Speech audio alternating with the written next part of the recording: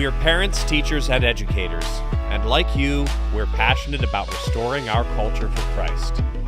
This is Veritas Vox, the voice of classical Christian education. Welcome to Veritas Vox, the voice of classical Christian education, our podcast. Today, Laurie is joining me. I'm Marlon Detweiler, as are David and Leann. Erickson. I drew a blank on your name, and it's not on the sheet. Welcome, guys. We are filming this in midday for us in the East, and they're in the West. Laurie, I know you've gotten to know them. They've been to many end of year gatherings, but why don't you ask some questions to get the other folks more familiar with them?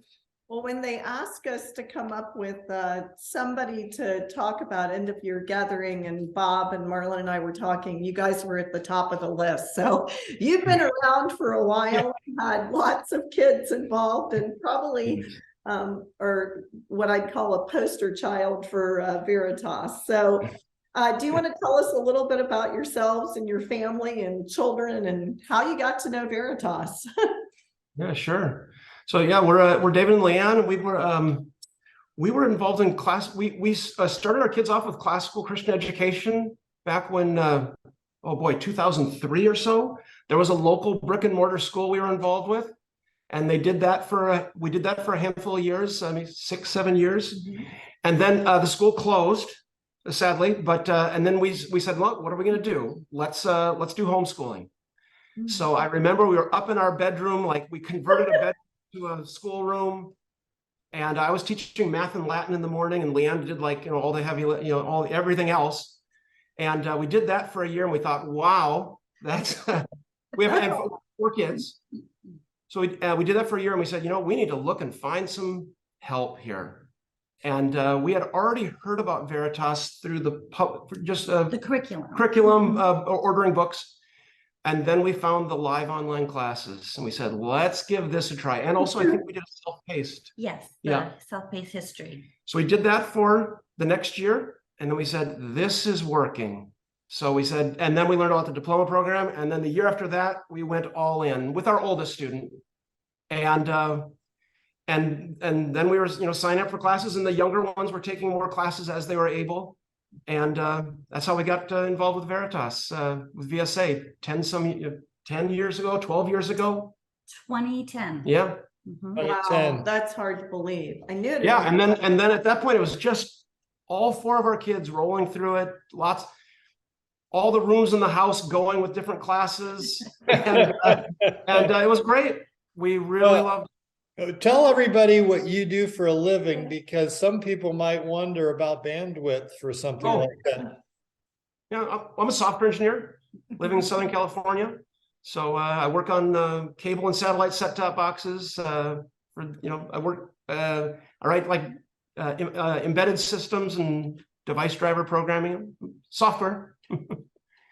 Well, I know what you mean by different rooms of the house. We had our first experience this year because our oldest grandchild is doing her first online classes. So I've always seen it from other parents' perspective. Now I've gotten to experience it. So Bob's phone is ringing off the hook. Bob, thought about this? We thought about this. Yeah. So I'd go into the office, get everybody, rolling, and Leann was running the ship here, day in and day out. I'd go in the office and everything was fine. I'm doing my work. But then it would be like a 10 a.m. phone call. The internet is down. What do we do? And it didn't happen that often.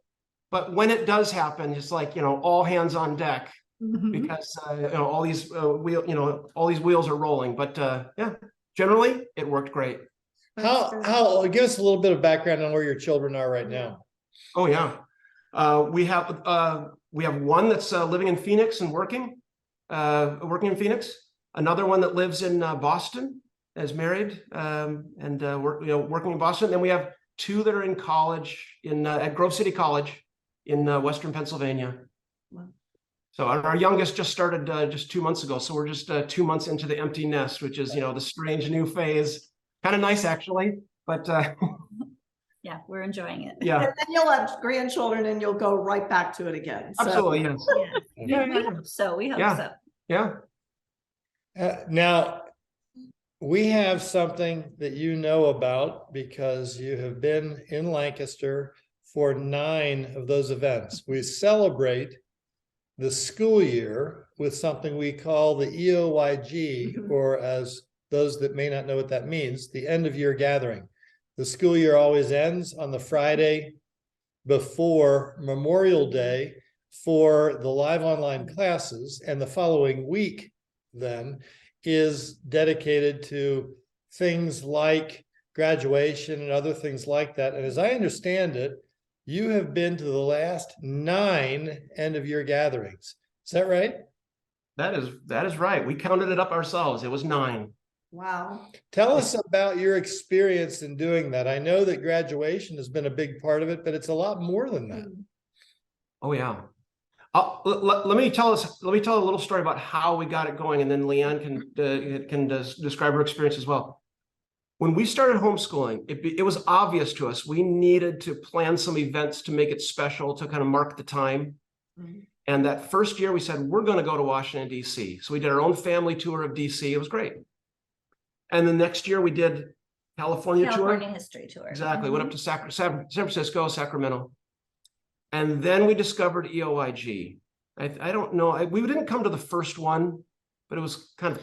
It was the first year that our kids were full-time in the diploma program. That's That's it. the Yeah. first one we came to. Yeah. Well, by the grace of God, I don't know if you know this, but by the grace of God, there was a suggestion. The first year we offered classes, there were only 2 sections of one class. And someone suggested we ought to invite everybody here to celebrate this. So we did.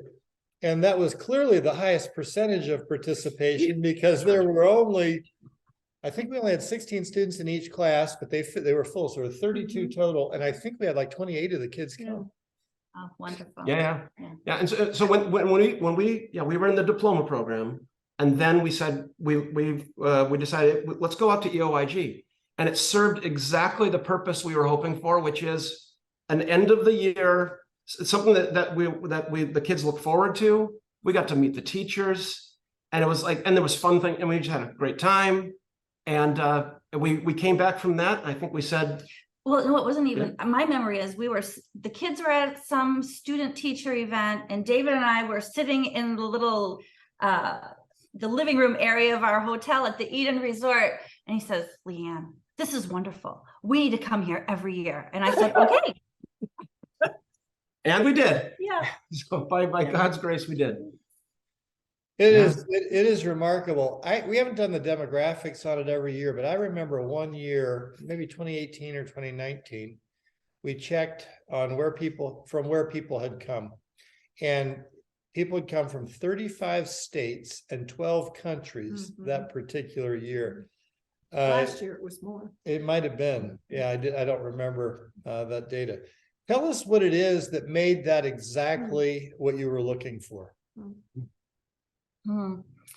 I think my memory of the feeling when we first arrived, personally as a mom, the first time I hadn't met anybody in person. I would maybe recognize some of the teachers, but not because I had met them. I had just seen them over my kid's shoulder on the screen.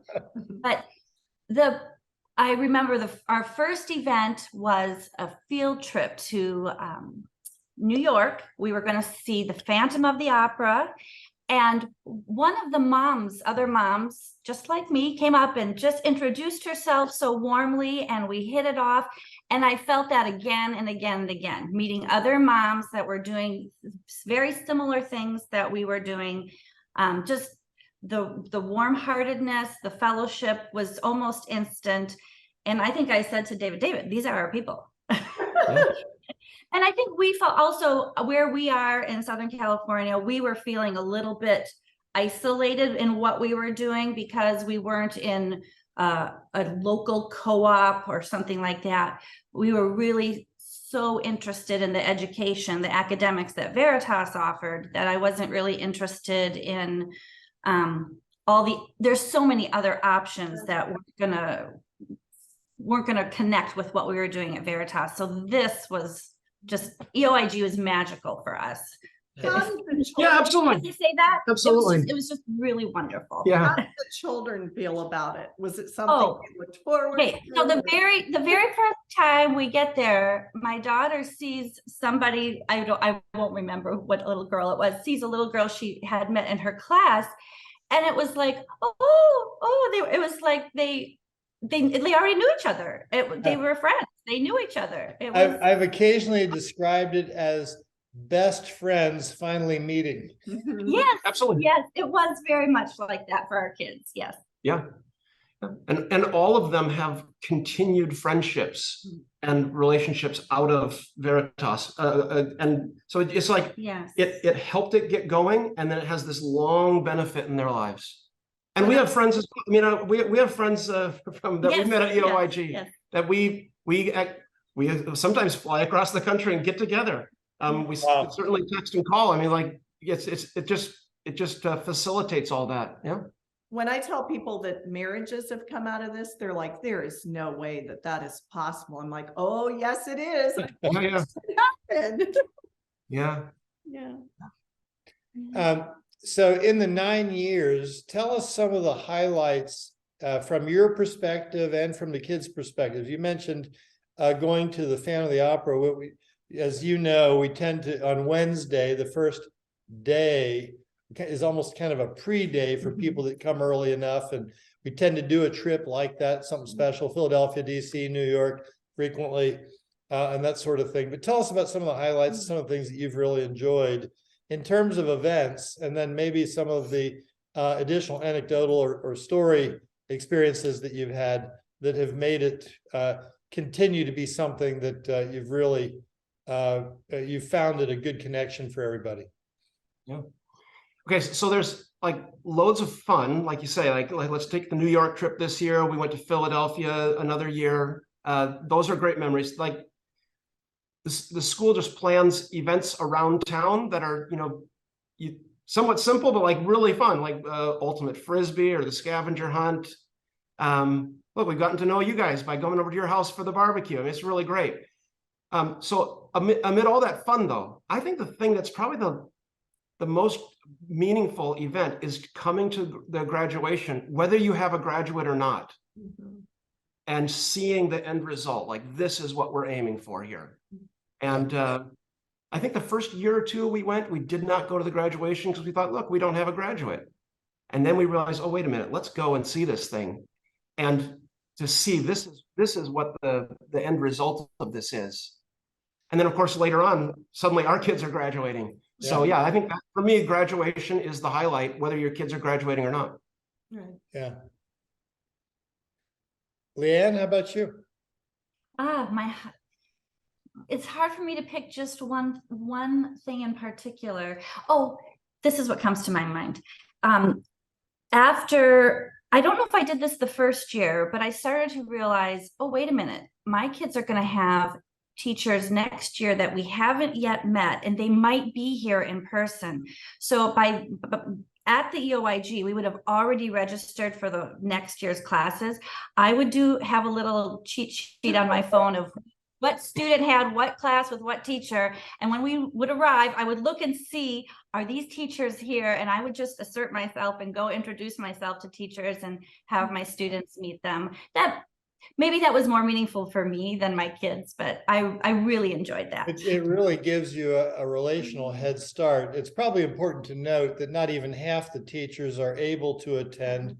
Right. We currently have, I think, 159 teachers, and I think we'll do well to have 30, maybe a few more, but around 30 of those teachers here in Lancaster, that is, this year for the end of year gathering. So that's probably a typical percentage, somewhere in the 20% range. Does that seem about right? Sounds about right. I just realized we're like listing all these things that were great events, and we didn't mention the dinner dance. Oh, I was just thinking It's actually the high. I mean, Yes. it's the pinnacle of the whole thing. If we ask our kids what was the best thing, they would have all said the dinner dance. They would. Yeah. Oh, good. It was great. And the thing I think that's so wonderful about that, and I've talked to lots of moms and dads, and most high schools have prom, right? So your kids are going off by themselves, and people, when I tell them that this is a family event, they're like, what? And it is so wonderful to see the generations there. The older students are off doing their own thing, but to watch the camaraderie of the older students with the younger students and their parents, it's a wonderful time, but it's very different culturally than what most high school students experience today. It's I think also, as we think about the dinner dance, of course, we're trying to have a very nice meal, and people dress up for it, sometimes even costumes and outfits that are showing great imagination. But I think one of the things that helps me realize we're accomplishing what we want to is to have music that spans the generations. We have a band in Lancaster that has, I think, roughly 16 pieces. It depends a little bit on who's available. They're amateur musicians that get together and play swing dance music that appeals to a broad group. And to see the kids and the parents dancing together is so inspiring to the band that they tell us how much they love doing this. And don't tell them this, but they don't charge enough. They're so excited to do it. Okay, yeah. Edit. You can edit that from the podcast, huh? Yeah, right. Right. Hey, actually, this is a little tip for people getting ready to come. You're absolutely right. The swing dancing is great. So Leann and I actually like to go dancing, and that's one of the things we do now that we have an empty nest. Is we go down to the ballroom dance studio, and we're learning, waltz, foxtrot, whatnot. Go down to some dance studio and take a 1-hour lesson on a little East Coast swing, just a little technique, and it'll help you out. Prepare for your dinner dance. Right. Yeah, That's prepare right. for it, and then you can take your wife and your daughters out dancing, and your sons will, they're gonna look better, and just invest a little bit of effort there, and it's big payoff. If let's since we're encouraging people in connecting, tell us what you hoped to accomplish with your homeschooling and how you did, and maybe if you're so inclined, how Veritas has helped with that. Yeah, I would say chiefly we wanted our kids to know the love of God, and to know Christ, to know that we follow him, and he's our guide for not only how we live but how we see the world. And Veritas just comes along and it helps. You have teachers that are thinking the same way, and to know that your children are walking with the Lord. There's just no greater thing than that.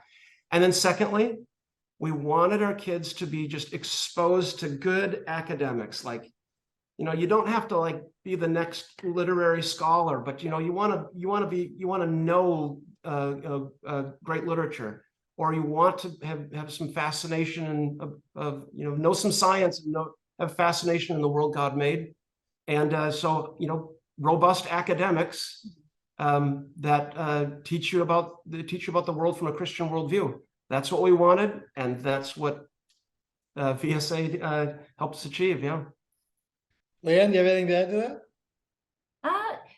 We've seen lots of fruit in different ways, maybe not always the way we expected.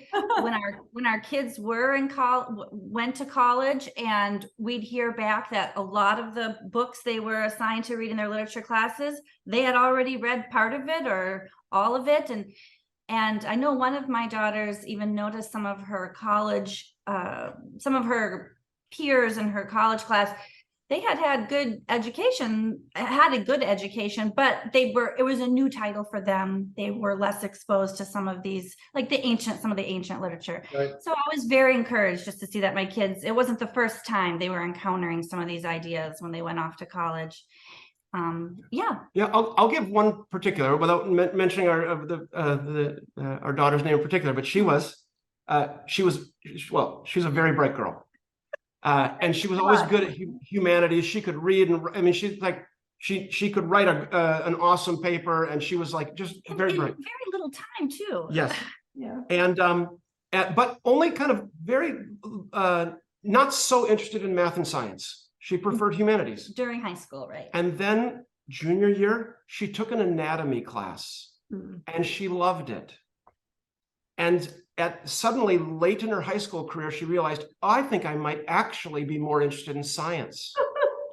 And she's off at college now studying biology, taking organic chemistry right now and doing it. And because she wasn't big in math and science in high school, she had to do a little bit of catch up, but she had the ability to do it. So it's like it just gave them abilities to go to discover what they wanted to do. Yeah. You mentioned wanting them to have a heart for God and wanting them to have a good sense, a good taste of rigorous academics. And of course, we're following a classical education model, a pedagogy of classical Christian education that includes Latin, logic, rhetoric, and of course, reading the great books of Western civilization. I'm going to put you on the spot here with this question a little bit. Sure. Tell us how those two actually work together as opposed to being two separate initiatives. What's been your observation and experience about how that content helps to produce godly kids? Yeah. I would say, okay, so sometimes I'll meet, Christians, fellow believers, who will say they only read the Bible. And, like, look, I'm only going to go for the good stuff, and I'm not going to get bogged down in all this other things. The problem is you don't actually read the Bible very well. Like, you don't understand how story works. Yeah. You don't understand history. You don't understand like how the world works. And the Bible kind of actually assumes that you understand these things to give you a better understanding of what God has spoken. So yeah, I think to be an educated person, to know something about, human nature, history, culture, it allows you to then understand the gospel. Like what has God spoken in his word? So yeah, that you don't want to be ignorant. Like you want to, if God has given you the ability to learn and to study, you want to use your God-given abilities to the best of your ability. And it turns out that God uses that in your life. So as I have become familiar with the content of classical Christian education through our work at Veritas and our kids' education, it has been particularly impressive to me that the idea, we just had somebody come in and what you want to just let Mac out. Our dog is a little excited now, so let him out to see those people. But when you read Paul carefully, you see the context of ancient Greece and ancient Rome and an understanding of those things that we study from the ancients is incredibly significant in understanding context of the New Testament. And it brought a whole new level of appreciation for the world into which Christ was born, and that the impact then and how that carries forward to today. Those were significant things. I'm glad that you saw that too. Absolutely. One of our daughters, another daughter we have, one of her favorite classes was the poetry class. Veritas poetry class. Yes. Veritas poetry class. And did she do that as a summer class? Yes. And she didn't even need to. Like it was an extra. Right. It was an extra. Like, Mom and Dad, can I please take summer school? And I think she invited, and when she got married, she invited the teacher to her wedding. I mean, like this year, a relationship. Yeah. But like your ability to delight in poetry is like the Bible is full of poetry. Do you want to understand it? Do you want to delight in it? And take a poetry class. It helps out quite a bit. Well, we have seen some very significant things happen in the world in the last few years. And the thing that you may have seen the book written by Pete Hegseth and David Goodwin, A Battle for the American Mind. And in it, they're talking about how significant the need is for classical Christian education. And it was really reinforcing to us to reinforce our mission and thinking of what we're doing and how important it is. You guys are really living examples of that in terms of what you have wanted for your kids. And what I've been impressed with very recently is how hard it is for us to really appreciate that in light of the fact that it's not the kind of education that we got. It's been gone for a multi-generation time period, and that puts us so far removed that we don't know what we don't know, and it's a very dangerous place to be. What can you say to parents that might help them appreciate how significant that deficiency is, so that they will understand the value of what, not only what we're doing, but others doing similar things, and how significant it is to the next generation? I would, how significant it is. I'll tell you a little story to give you an answer. My mom was born and raised in rural Minnesota. She went to a one-room schoolhouse, one of the last one-room schoolhouses in Minnesota. I think my aunt was she was like one of the last students in the building. And she attended a small Lutheran church there in that small town. When my mom asks me, David, tell me, what is this schooling that you're doing? Like, what is this Veritas thing and homeschooling? I try to explain it to her. And she's a very bright woman, so she understands. But one of the ways I explain it to her, I said, Mom, what we're trying to do actually is recover some of the basics that were just assumed in the way you would learn. Because she learned Latin in that one-room schoolhouse, 20 students. And they read literature, they read the Bible. That's what you do. And we're trying to recover some of those things that, modernity is like swept in with all these new, the thing that really boils my blood is new math. I mean, that's just like you are messing with the basics here when it extends to math. Like, give us foundational basic math instruction that's been developed over centuries of time. We don't need to innovate on this. So anyhow, the recovery of those things, I see it, and it's really valuable. Well, I hope that this episode will cause dozens of people to come to the end of your gathering, seek you out, and say, thank you. You got us to come. I know that they'll come this year. They don't have any kiddos anymore. I hope they do. But We don't. Yeah. Well, that's a good point. But there is a Broadcom office in Lancaster. So maybe David will have to take a business trip right at the same time. There you go. That could be fun. That's right. That's true. Yeah. Every year when I'm out there, I get together with the guys in our office, and it has other purposes as well. It's nice. Great. Well, thank you so much for joining us today. This has been great. It's been great to connect with you all. Of course, we've developed over these 10 years or so a good and wonderful personal relationship, and had a chance to play golf and have you in our home and do things. It's obviously gone beyond the end of your gathering and your experience with Veritas, and we've really been grateful for that relationship. Thank you so much. Yeah, you're welcome, Marlon. This is Veritas Vox, the voice of classical Christian education. Thank you for joining us today. Thank you.